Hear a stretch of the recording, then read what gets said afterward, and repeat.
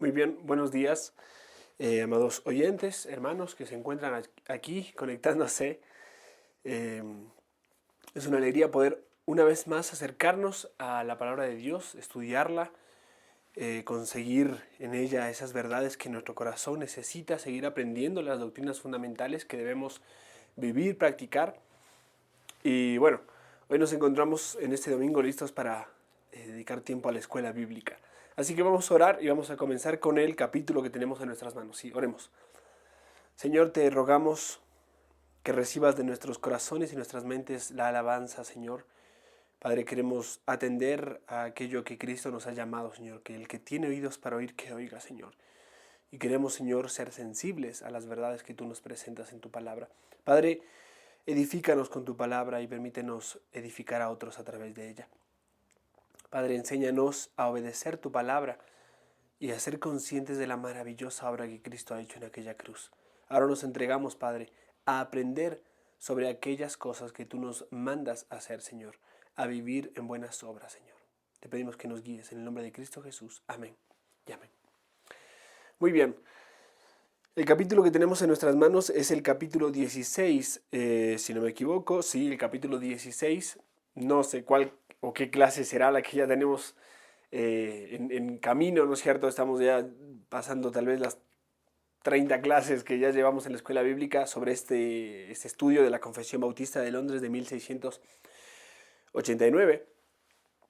Sin embargo, continuamos en el estudio y vamos a seguir avanzando. El capítulo que tenemos en nuestras manos es el capítulo 16 de 32 capítulos, si no me equivoco. Así que sí, eventualmente llegaremos allá. Sin embargo, este se llama de las buenas obras y la vamos a estar observando en dos partes. El de las buenas obras vamos a estar observándolo en dos partes. Así que presta mucha atención y aquí estaremos estudiando este capítulo específicamente. Vamos a observar el párrafo 1 y 2 en esta clase y si Dios lo permite en la siguiente clase observaremos los párrafos 3 al 7. Sí, tiene varios párrafos y es uno de los capítulos prácticos más importantes acerca de lo que tiene que ver con qué hacer, ¿no? El creyente, ¿qué hace? Podemos preguntarnos y aquí se encuentran esas respuestas. Así que en estos dos párrafos vamos a ver su bosquejo, su encabezado y su desarrollo. Estos dos párrafos contienen esto. El primero, en primer lugar, contiene la norma de las buenas obras. ¿Cuál es la norma de las buenas obras? Debemos preguntar. Y bueno, aquí se encuentra esta norma expresada de manera positiva y esta norma expresada de manera negativa. Te lo leo, dice el párrafo así. Las buenas obras son solamente aquellas que Dios ha ordenado en su santa palabra y no las que sin la autoridad de esta, o sea, de su palabra, la Biblia, han inventado los hombres por un fervor ciego o con el pretexto de que tienen buenas intenciones. Bueno, evidentemente aquí está la norma, ¿no? ¿Cuál es la norma? Estas son las que se hallan solamente en la palabra de Dios. Allí están lo que Dios ha establecido que hagamos o que practiquemos. De manera positiva son aquellas que Dios, dice el párrafo, las buenas obras son solamente aquellas que Dios ha ordenado en su santa palabra. Esas son, por así decirlo, la forma positiva en la que se presenta esta norma. Y la forma negativa en la que se expresa es que no son aquellas que se han inventado por el fervor ciego de los hombres o con el pretexto de que tienen buenas intenciones, ¿no? Alguien dijo por allí, las buenas intenciones, de buenas intenciones está lleno el infierno, ¿verdad? Es un pretexto muchas de las veces. Es bueno tener buenas intenciones, pero que esas intenciones estén basadas en la palabra de Dios y la gloria de Dios. Así que esto tenemos en primer lugar, en la primera parte, el primer párrafo, la norma de las buenas obras. ¿Dónde se encuentra esa norma? Aquí está, en la palabra de Dios. La norma de normas, ¿sí? Esta es la regla, la norma que establece todas las demás normas. Aquí debe estar sujeta a nuestra conciencia, a la palabra de Dios. Y esto vamos a hablar hoy específicamente, el tema de nuestra conciencia. Evidentemente aquí hay varios textos que podemos observar. Un ejemplo de ellos está en Romanos, por ejemplo, capítulo 12, verso 2, texto muy conocido, que dice, no os conforméis o no se amolden a este mundo, sino transformaos por medio de la renovación de vuestro entendimiento. Uno puede hacer obras que el mundo dice, oye, qué buenas obras las que estás haciendo, ¿no? Pero nuestra intención, nuestro deber, nuestra conciencia no debe estar sujeta a lo que el mundo dice que está bien o está mal, sino más bien a lo que Dios dice que está bien o está mal. Si alguien es el árbitro que establece lo correcto y lo incorrecto, qué está bien y qué está mal, no es el mundo, ni mi percepción, ni lo relativo, sino Dios mismo. Si hay moral en el ser humano, en alguna manera, obviamente por la caída, el hombre de ser un ser moral se convirtió en un ser inmoral. Si hay algo, un vestigio de moral, o si el hombre regenerado, que tiene nuevo nacimiento, tiene cierta bondad, es porque Dios es ético, Dios es moral, de Él viene el bien en ese sentido, ¿no? Teniendo en mente esto, ahí está la norma de las buenas obras.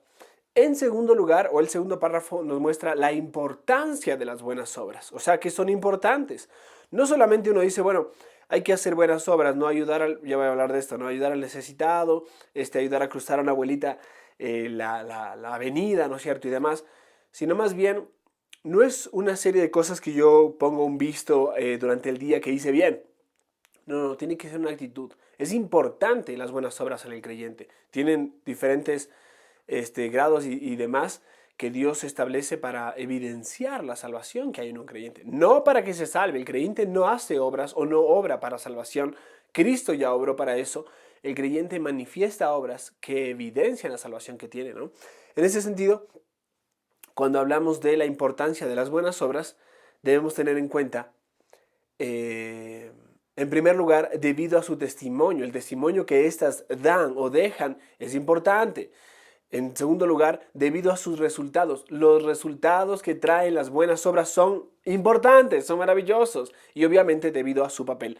El párrafo dice de esta manera. Párrafo 2 del capítulo 16 de las buenas obras. Estas buenas obras hechas en obediencia a los mandamientos de Dios son los frutos y evidencias de una fe verdadera. Mira eso, estas buenas obras hechas en obediencia a los mandamientos de Dios son los frutos y evidencias de una fe verdadera y viva.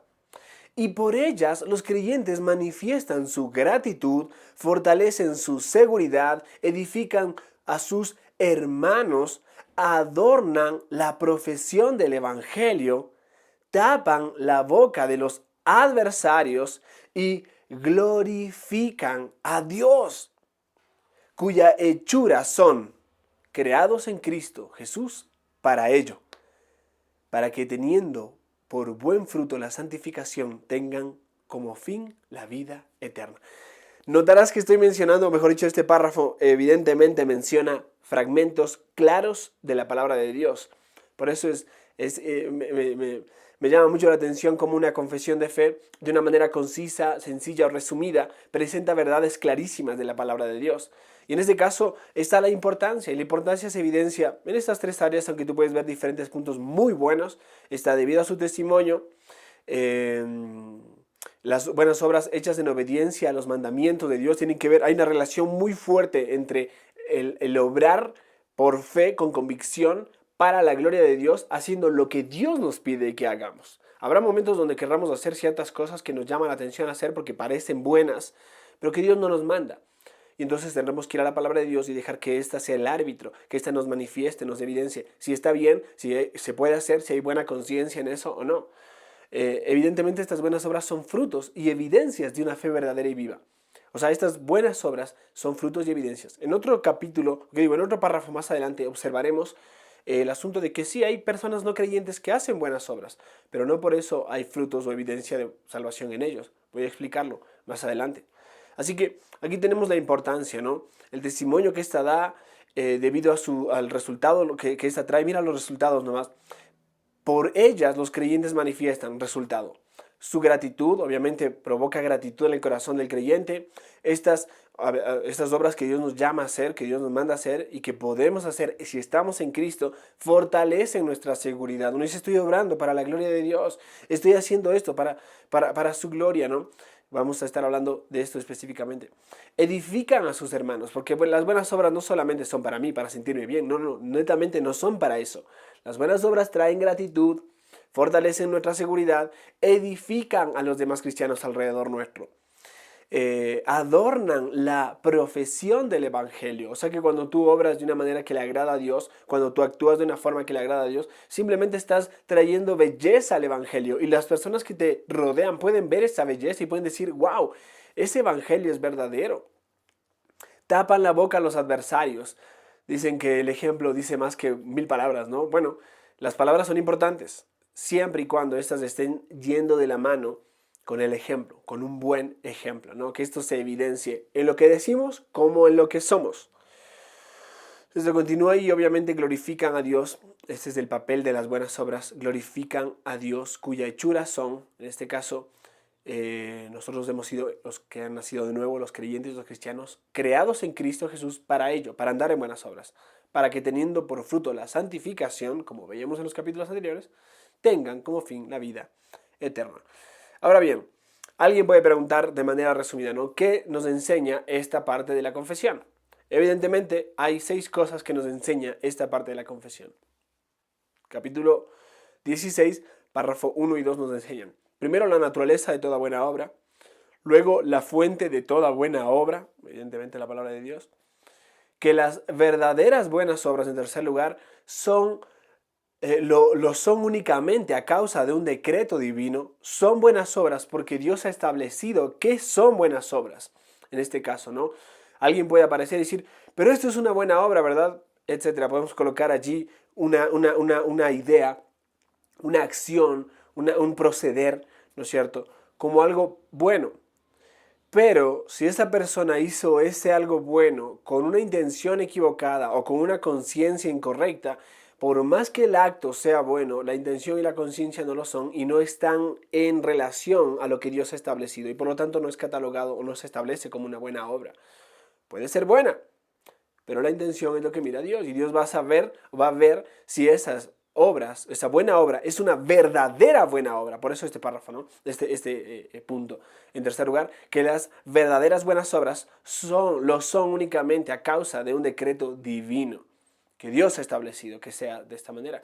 En cuarto lugar, que las verdaderas buenas obras solo pueden surgir de la raíz interna del verdadero arrepentimiento y fe. Mira dónde está, por así decirlo, la fuente de la buena obra, ¿no? Esta surge de una raíz, como habíamos hablado la semana pasada, del verdadero arrepentimiento y la antepasada de la fe. Así que tenemos 2 puntos importantes aquí. Las buenas obras brotan de algo que pasa en nuestros corazones por el poder del Evangelio cuando evidentemente resulta en salvación por la obra que ha hecho Cristo en nosotros, ¿no? O sea, el ejemplo es el llamado en los evangelios que dice arrepentíos, o mejor dicho, haced obras dignas de arrepentimiento. Esas obras evidencian y manifiestan el cambio de mente, la transformación de un corazón que ya no va hacia el pecado, sino que va hacia Dios, que también evidencian y manifiestan la fe genuina, una fe que está arraigada y colocada en el Evangelio de Cristo, en la cruz de Cristo, y no en la fe. No es la fe en la fe, sino en Cristo. Y esto evidentemente manifiesta y evidencia buenas obras. Por eso estas solo pueden surgir de esta raíz, el arrepentimiento y la fe. Si alguien no se ha arrepentido de sus pecados, no ha creído en Cristo, no ha confiado en Él, entonces esta persona puede hacer de alguna manera ciertos actos buenos, ciertas obras de alguna forma moralmente buenas o éticamente buenas, pero debemos ser conscientes de que posiblemente no sea una verdadera buena obra si su raíz no es esta. Y si su raíz no es esta, puede que su buena obra esté bajo una óptica humana, ¿no? Esta persona hace buenas cosas, como el magnate, ¿no es cierto?, millonario que vive una vida como quiere, ¿no es cierto?, hace lo que quiere con su vida y su dinero, y dice, bueno, voy a donar tanto a tal fundación.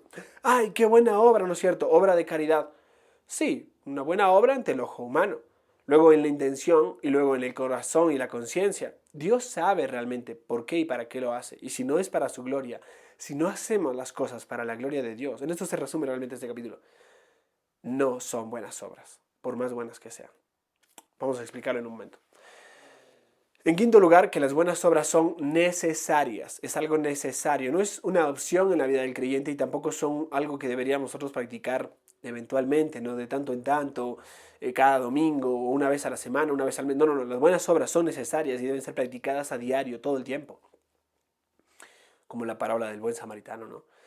Es maravillosa, solo lo menciono como un ejemplo. En sexto lugar está que los efectos y los usos de las buenas obras son, y permíteme mencionarte 6 efectos y usos de las buenas obras. ¿Cuáles son estos? La expresión de gratitud del creyente. El creyente expresa gratitud a través de las obras. Él obra en gratitud a Dios. Señor, gracias por lo que has hecho en mi vida. Gracias por esto, gracias por aquello. Y entonces el creyente obra por gratitud, ¿sí? No esperando nada a cambio. También otro efecto es la confirmación de su fe. La persona obra y actúa de esta manera, confirmando la fe que le ha sido dada por la gracia de Dios. En tercer lugar, la edificación de los demás. La persona obra para edificar a otros. No es una obra individualista ni una obra egoísta, sino que es una obra que tampoco al buscar edificar a otro busca retribución, sino más bien que edifica a otro sin esperar nada a cambio. Esta clase de obra de amor, de servicio, de ayuda, donde una persona actúa y obra para el bien de otro hermano. Y esa obra hay una amplia gama, una multiforme gracia dada por Dios para servir a nuestro prójimo, en este caso de manera especial a la familia de la fe, a la iglesia, a los creyentes. En cuarto lugar, en este caso, que los defectos y los usos de las buenas obras son, en cuarto lugar, la manifestación de la fe ante los demás, evidencia de la fe. Para el progreso del evangelio, ¿no? Quinto lugar, el refutar a los adversarios de Dios. Las buenas obras simplemente evidencian que la persona cree la verdad y vive la verdad, y hay que ser conscientes de eso porque puede haber un mensaje equivocado, ¿no? Digo algo pero no vivo esto, y es lo que Cristo decía. Escuchen lo que dicen los fariseos, pero no hagan como lo que ellos hacen, no vivan como ellos viven. Evidentemente, ¿por qué? Porque no están haciendo lo que ellos dicen. Entonces, en gran manera debe ser coherente esto, lo que decimos con lo que vivimos. Y las buenas obras son la manera en la que manifestamos esa verdad que creemos. Y en sexto lugar, la glorificación de Dios, que es el objetivo final, ¿no? Ese es el papel final de las buenas obras, es la gloria de Dios. Si una obra es buena obra, es porque es para la gloria de Dios. Si no es para la gloria de Dios, entonces no tenemos una buena obra en nuestras manos. Así que bueno, permíteme desarrollar un poco este punto y simplemente prepararnos para caminar sobre estos temas de las buenas obras. ¿Qué son las buenas obras? Podemos preguntarnos. Cuando alguien va a donar sangre a la Cruz Roja, ¿es una buena obra? ¿Puede ser catalogado como buena obra? Normalmente se considera que cualquier obra de caridad o bondad califica como una buena obra. Alguien puede decir eso, ¿no? Pero según la palabra de Dios no es así. La Escritura nos da 2 requisitos para que una obra pueda ser realmente buena. Otras buenas obras, o mejor dicho, como dice la confesión de verdadera buena obra. Entonces, el primer requisito es que debe estar en conformidad con la voluntad revelada de Dios. Debe estar en conformidad con la palabra de Dios, la Biblia. Debe ser lo que Dios mismo ha mandado en su santa palabra. Por eso dice Deuteronomio capítulo 6, verso 25. Y si obedecemos fielmente todos estos mandamientos ante el Señor nuestro Dios, tal como nos lo ha ordenado, entonces seremos justos. No es solo si hacemos lo que nos parece que está bien, sino más bien obedecer los mandamientos que Dios nos ha ordenado. Y entonces de esta manera haremos lo que a Él le agrada y viviremos como a Él le agrada. Eso es un requisito.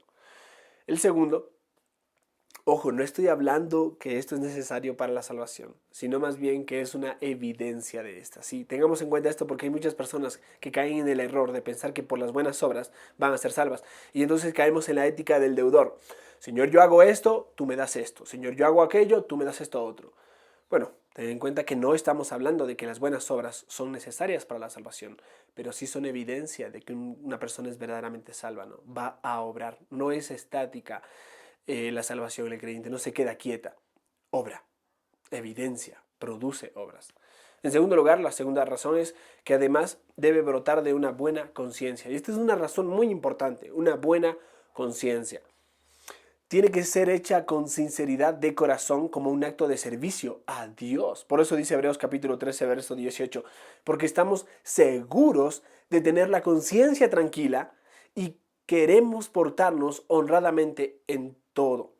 Ese punto, ¿no? Tenemos la conciencia tranquila. A veces hay cosas muy buenas que podemos hacer, pero las podemos hacer con una conciencia intranquila, para agradar a alguien, para caerle bien, para arreglar algo que se dañó, ¿no es cierto? Simplemente con una conciencia intranquila.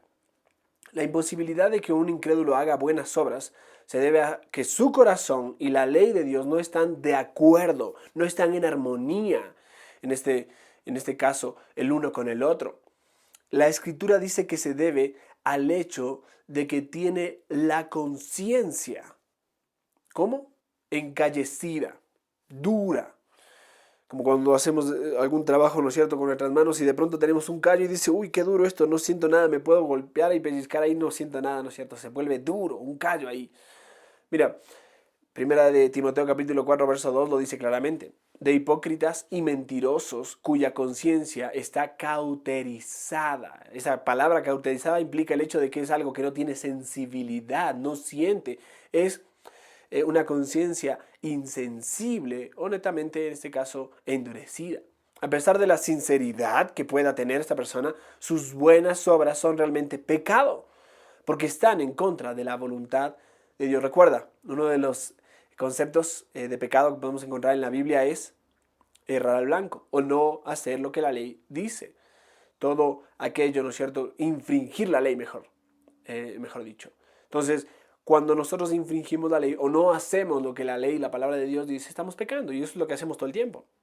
Nuevamente, hay algunos que son muy sinceros en pensar que la abstinencia total de algunos objetos materiales es una buena obra, ¿no es cierto? No, yo no hago esto, no hago aquello, no hago esto otro, como dice Colosenses, mientras que en realidad solamente es pecado porque se someten a preceptos tales como Colosenses capítulo 2, verso 20 y 21.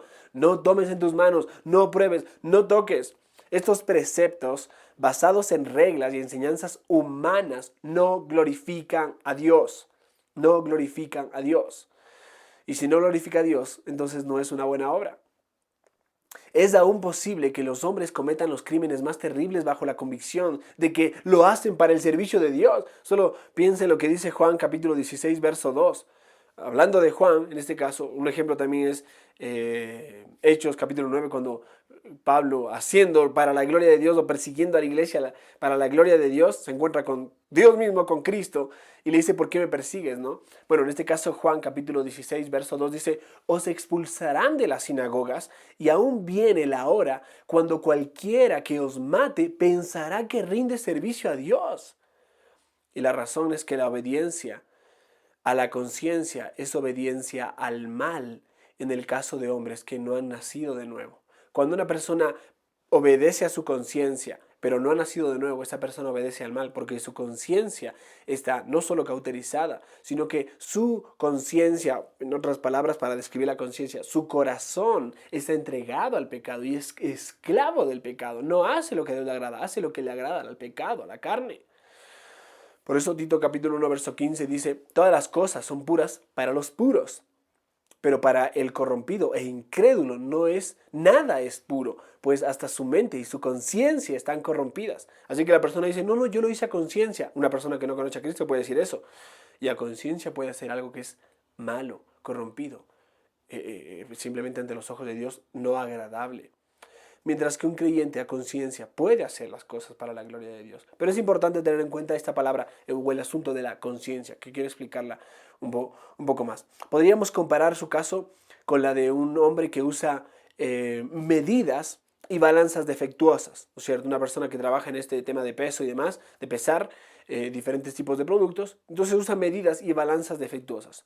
Por mucho que sea sincero en cuanto a peso y la medida de lo que vende, siempre se equivocará porque su patrón no se conforma a las normas establecidas respecto al peso y la medida. Él puede decir, sí, estoy vendiendo específicamente 1 libra, pero si su balanza no está pesando realmente lo que pesa 1 libra o 1 kilo, sino que pesa más o menos, entonces, por más sincero que él vea en la aguja dónde está el peso y salga ese peso, supuestamente él se encuentra equivocado, él se encuentra errado. Solo podrá dejar de equivocarse si descubre el fallo en sus instrumentos. Lo mismo, tristemente, muchas personas cambian la medida de sus balanzas para tener más ganancia, ¿no? Así que no solo no hay sinceridad, sino que es abiertamente una forma de robar. Otras personas dicen, bueno, no, esta balance está bien, pero te das cuenta de que es necesario revisar de tanto en tanto y buscar a alguien que pueda revisarte bien para que la balanza pese lo correcto. Tú puedes estar a conciencia pensando que estás haciendo las cosas bien, pero esta conciencia está dañada. ¿Notas? Ese es el ejemplo que quiero darte. Y evidentemente solo podrá dejar de equivocarse si descubre el fallo en sus instrumentos. Lo mismo sucede con los que son regenerados por el Espíritu Santo de Dios. ¿Qué sucede? Alinean sus conciencias con la ley de Dios. Transforman su manera de pensar acorde a lo que Dios ha establecido en su palabra. Y ya no piensan solamente en sí mismos o ya no son llevados por la carne a pensar, sino que ahora es guiado por la verdad. Y entonces pueden hacer buenas obras. Pero supongamos que por un momento que el hombre no regenerado ve las obras de un creyente y decide imitarlo, ¿no es cierto? Un creyente dice, mira lo que hace este cristiano, voy a hacer lo que él hace, ¿no es cierto? Voy a imitarlo. En este caso, ¿es posible que él pueda hacer algo, hacer lo mismo y ser buena obra? Bueno, sin duda que es posible, puede hacer eso, puede imitar. La confesión afirma, vamos a verlo más adelante, pero en el párrafo 7, que hay obras hechas por personas no nacidas de nuevo, no regeneradas, que por su esencia son cosas que Dios manda. Y son de buen uso para ellos mismos y para otros. Un incrédulo puede colocar, vamos a poner un ejemplo, un billete de $10 en la ofrenda para el apoyo de la predicación del verdadero evangelio de Cristo. Simplemente dice, bueno, quiero ayudar acá, ¿no es cierto? Y llega a una iglesia, escucha, de pronto dice, bueno, si están recogiendo la ofrenda, quizás eso. Y entonces él deja un billete de $10. Y entonces uno dice, wow, ¿está obrando para la gloria de Dios? Bueno, permíteme explicarlo un poquito más.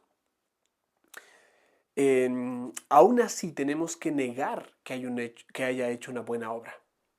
Suena extraño, lo sé, pero aún así no solo tenemos que negarlo, tenemos que hacerlo. Esta vez no porque no se conforme externamente a la ley de Dios. Bueno, permíteme repetir esto. Tenemos que negar que haya hecho una buena obra porque evidentemente no se conforma a la ley de Dios. Puede conformarse externamente a la ley de Dios. Mira, Señor, estoy dando. Pues lo está. Sin embargo, todo lo que no se hace por convicción es pecado. Mira ese punto. Todo lo que no se hace por convicción es pecado. Entonces la persona puede pensar que está glorificando a Dios, pero no tener la convicción de darle gloria a Dios. Con esto dicho, mejor dicho, Romanos capítulo 14, verso 23 lo dice.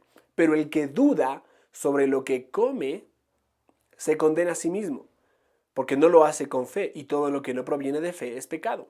Un hombre no solo puede hacer lo que Dios manda, sino que lo debe hacer porque reconoce la voluntad de Dios y busca obedecerla. Dios llama a todo el mundo a obedecer. Pero es importante tener en cuenta esto, que si no proviene de fe, o mejor dicho, si es sin convicción, es pecado, simplemente. Por eso dice Hebreos 11:6, sin fe es imposible agradar a Dios.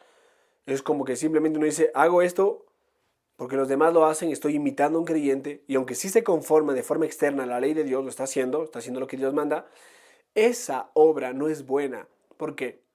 Porque no lo está haciendo para la gloria de Dios, lo está haciendo porque está imitando a otro. Simple, ¿no? Bueno, a causa del doble principio, el incrédulo nunca puede hacer obras realmente buenas. ¿Sí? El párrafo 7 lo vamos a ver la semana que viene, pero me adelanto un poco en ese sentido. Es más, aún el verdadero creyente es a veces incapaz de hacer obras realmente buenas. Tú dirás, ¿pero cómo? Porque su conciencia se conforma de manera imperfecta a la palabra de Dios. No es que nosotros estamos en todo momento perfectos obedeciendo la palabra de Dios todo el tiempo. No. Realmente, si un creyente no se compromete de manera fiel a leer la palabra de Dios y obedecerla, puede decir, Señor, te amo, pero no realmente está obedeciendo la palabra de Dios y por lo tanto no está haciendo buenas obras tampoco, porque Cristo mismo lo dijo, si me amáis, guardad mis mandamientos. Es una manera en la que nosotros entendemos y vemos dónde están esas huellas en el piso que Dios ha dejado para que sigamos en ellas. Buenas obras preparadas de antemano para que andemos en ellas. Dicho esto no es suficiente reconocido entre muchos. La verdad es que es un requisito para la santificación y las buenas obras. La verdad, la palabra de Dios es un requisito para la santificación. Y la palabra de Dios o la verdad es un requisito para las buenas obras. Explicándolo, ¿no? Juan 17:17 lo dice, santifícalos en tu verdad, tu palabra es verdad. Somos capaces de hacer buenas obras solo hasta el punto en que sean iluminadas nuestras conciencias por la verdad de Dios. No meramente por la sinceridad con la que escuchamos la voz en nuestras conciencias. No, lo hice con corazón sincero, con conciencia tranquila. Sí, pero ¿delante de quién? ¿De Dios? Entonces es una buena obra. Y si lo hiciste delante de Dios es porque lo haces acorde a su palabra. Pero si no es delante de Dios, acorde a su palabra, por más que sea un corazón sincero y conciencia tranquila, tal vez no es para la gloria de Dios y por lo tanto no es una buena obra. No meramente por la sinceridad con la que escuchamos la voz de nuestras conciencias. A menudo es el descuido de esta verdad que ha llevado a una serie de perversiones de la palabra de Dios. Descuidar esta verdad lleva a interpretar la palabra de Dios a la luz de nuestra vivencia, de lo que está pasando en nuestra vida. Y a veces tomamos textos, los sacamos de contexto y hacemos herejías por no tener en cuenta este principio, que nuestra conciencia es la que debe someterse a la palabra de Dios y no la palabra de Dios a nuestra conciencia. Ten en cuenta eso. Derribando todo argumento y altivez que se levanta contra el conocimiento de Dios y llevando nuestros pensamientos cautivos a la obediencia a Cristo. Conciencias sujetas a Cristo. Restaurando el trono de Dios en nuestra conciencia con su palabra. Pablo dijo, reciba al que es débil en la fe, pero no para entrar en discusiones. Mira eso, Romanos 14:1 dice, recibid al débil en la fe, pero no para contender sobre opiniones. ¿Y cuál es la debilidad de este hermano? Podríamos preguntar. Bueno, es que se siente obligado por su misma conciencia a abstenerse de todo uso de carne en el contexto de Romanos. Pero permíteme hacer un paréntesis. Podríamos sustituir la palabra carne o el uso de la carne en ese contexto por algunas otras sustancias hoy en día, ¿verdad? Sea extremas como drogas o alcohol, o sea, comunes y normales como comida o el abuso de la comida, la gula, ¿ves? Bueno, puedes colocar allí una serie de cosas. En el contexto en el que se escribe, hablaba de la carne porque evidentemente una persona iba a la carnicería, compraba carne y de pronto alguien decía esa carne está sacrificada a los ídolos, porque eso es lo que hacían. No iban a tirar esa carne que sacrificaron al ídolo, sino que lo llevaban acá y lo vendían en una carnicería. Y aquí venía la lucha de conciencia, ¿verdad? Bueno, tú puedes colocar ahora cosas en las que la conciencia lucha. Ahora, ya queda claro que este hermano es débil no porque no tenga una conciencia fuerte, sino porque su conciencia lo guía mal. Piensa en eso. Es débil porque su conciencia no está totalmente de acuerdo con la palabra de Dios. Y si nuestra conciencia no está de acuerdo con la palabra de Dios, no es que tenga que bajar la palabra de Dios, no es mi conciencia la que tiene que elevarse a la altura de la palabra de Dios y estar acorde a esto. Entonces mi conciencia está mal. La palabra de Dios nunca está mal, así que mi conciencia es la que está mal.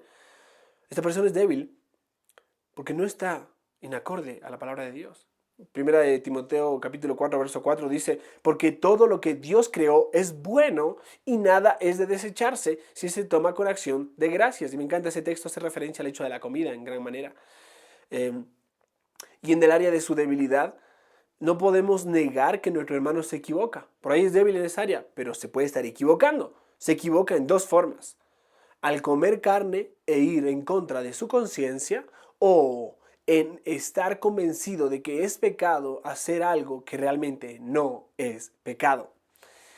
En cuanto a esto, no puede escaparse del error a menos que y hasta que su debilidad sea vencida. Es necesario vencer esa debilidad. Ahora, evidentemente, o sin duda, esta debilidad no será vencida con la falta de caridad.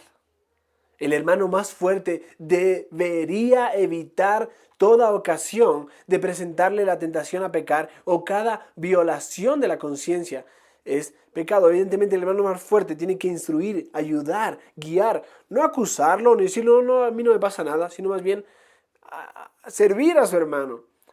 Sin embargo, debemos protestar ante una noción moderna, que la debilidad de tal hermano deba convertirse en la regla de práctica para los fuertes. ¿Okay? Este es ese cuadro, ¿no? De como él es débil, entonces nadie más puede hacer esto, que tienen conciencias tranquilas delante de Dios, que normalmente lo hacían, pero como hay un débil acá, hay una conciencia moderna en ese aspecto que se ha establecido. Esto es multiplicar el pecado. Que no dice, no, entonces sí es pecado lo que se está haciendo. No, no, no. Es una persona que tiene una conciencia intranquila, que tiene que elevar su conciencia a la palabra de Dios y que ésta rige en su mente. Y entonces los demás van a poder entender y vivir eso con una conciencia delante de Dios. No mi conciencia para mí, sino delante de Dios. En este sentido, hacer atado a la conciencia significa no hacer...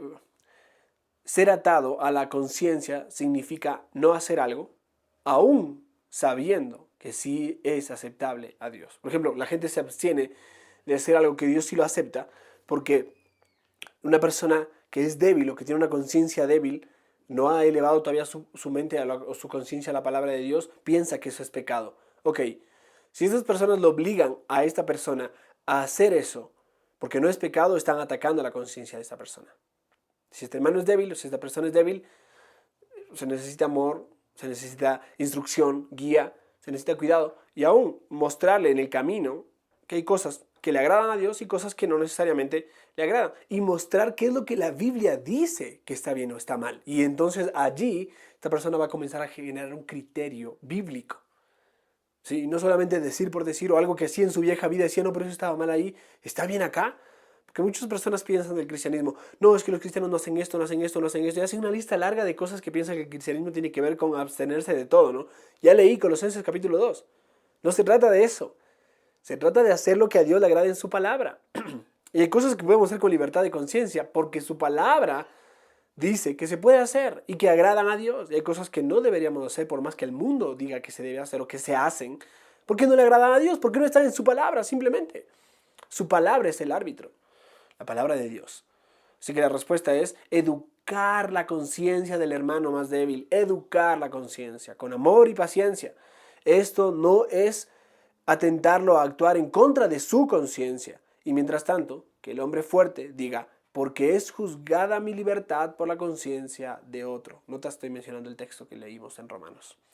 O sea que no estamos sugiriendo que ningún cristiano esté inmediatamente o perfectamente libre de esta dificultad. Hay cristianos que hacen obras que no necesariamente están acorde a la palabra de Dios, que pueden ser buenas obras, pero no están acorde a la palabra de Dios. Y hay cristianos que se abstienen de hacer cosas que aunque parezcan correctas, no las hacen porque la palabra de Dios simplemente ha sujetado sus conciencias, ¿no? Es importante que esto que tenemos aquí, esta conciencia que Dios nos ha dado, esté sujeta a la palabra de Dios para hacer las cosas que a Dios le agradan.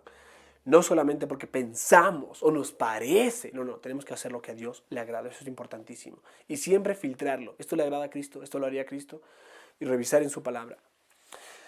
Todos tenemos la necesidad de ser santificados por la verdad, pero el verdadero creyente es liberado de la ignorancia para que pueda servir a Dios con una conciencia clara, con una conciencia tranquila.